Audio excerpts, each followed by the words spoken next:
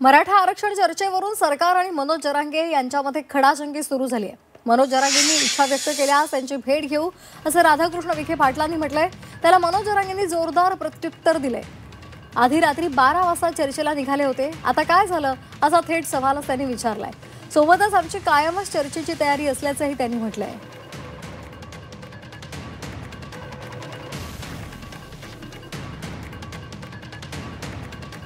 दरम्यान मराठा आरक्षण समितीचे अध्यक्ष विखे पाटलांसोबत चर्चा केलेली आहे आमचे प्रतिनिधी कुणाल जमदाडे यांनी। पाहूयात। मराठा समाजाला आरक्षण मिळावं या मागणीसाठी मनोज जरांगे हे मुंबईकडे आझाद मैदानावर उपोषण करण्यासाठी निघाले आहेत। मात्र मोठी गर्दी त्या मनोज जरांगे यांच्या सोबत आहे। मराठा समाजाच्या अनेक मागण्या घेऊन ते सरकारकडे मागण्या मागण्यासाठी निघाले आहेत। आपल्यासोबत बोलण्यासाठी उपसमितीचे अध्यक्ष राधाकृष्ण विखे पाटील आहेत। नेमकं मनोज जरांगे पाटील हे मोर्चा घेऊन मुंबईकडे निघाले आहेत, नेमकं समितीच्या वतीने काय भूमिका असणार आहे आणि त्यांना कसं थांबवण्यात येणार? नाही, समितीची भूमिका जी आहे ती अतिशय स्पष्ट आहे की याच्या बाबतीत त्यांनी ज्या उपस्थित केलेल्या ज्या मागण्या होत्या त्यामध्ये आम्ही सरकारच्या स्तरावर अति सकारात्मकपणे आम्ही त्याचा विचार करतो आहे आणि त्यामुळे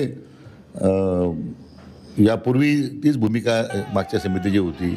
माननीय चंद्रकांत दादा अध्यक्ष होते, आता मी अध्यक्ष आहे, आमची तीच भूमिका राहिलेली आहे आणि कुठे सरकार आपल्या भूमिकेमध्ये बदल केलेला आहे।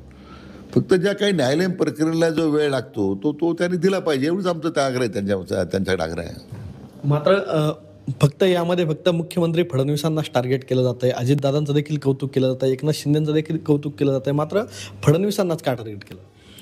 असं की मान्य देवेंद्रजींना टार्गेट करणं माझं ते जयरंगे पाटलांना आव्हान आहे की तुम्ही एकदा हा विचार केला पाहिजे की मराठा समाजाला आरक्षण कोणी दिलं?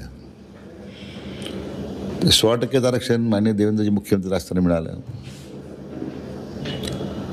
ते महाविकास आघाडीच्या 2.5 वर्षाच्या कालावधीमध्ये मान्य शरद पवार असतील, उद्धव ठाकरे असतील, त्यांच्या सरकारनं ते घालवलं। पुन्हा शिंदेसाहेब मुख्यमंत्री झाले महायुतीचे, पुन्हा आपण 10% दिलं। त्यावेळीसुद्धा देवेंद्रजी उपमुख्यमंत्री राहिलेत। याचा अर्थ मराठा समाजाला आरक्षण देण्यासंदर्भात जो काही पुढाकार घेतला तो पहिल्यांदा देवेंद्रजींनी घेतला, नंतर शिंदेसाहेब आले। परंतु केवळ देवेंद्रजींना टीकेचं धनी करून मला वाटतं आरक्षणाचा प्रश्न संपणार नाही। हा ज्यांनी आरक्षण दिलं त्यांच्याबद्दल मला वाटतं आपण त्याचं हे केलं पाहिजे, त्याला मान्यताच दिली पाहिजे आपण।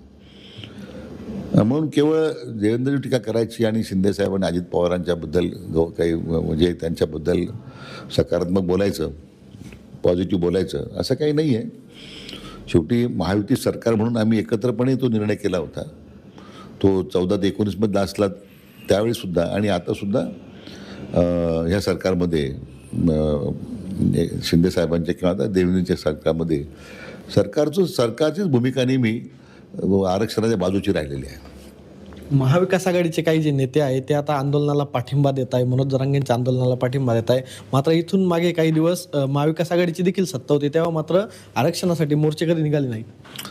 असं आहे की महाविकास आघाडी सरकारनं जो विश्वासघातानं सत्तेवर आले ते 19 साली, म्हणजे भारतीय जनता पक्षाच्या विश्वासावर लोकांनी मतदान केलं महायुतीला आणि त्यावेळी त्या सरकारमधून बाहेर पडून विश्वासघातानं सरकार बनवलं आणि त्यांचे जे मोरके होते शरद पवार ते तर त्याच्यामध्ये मास्टर माइंड तेच होते ना।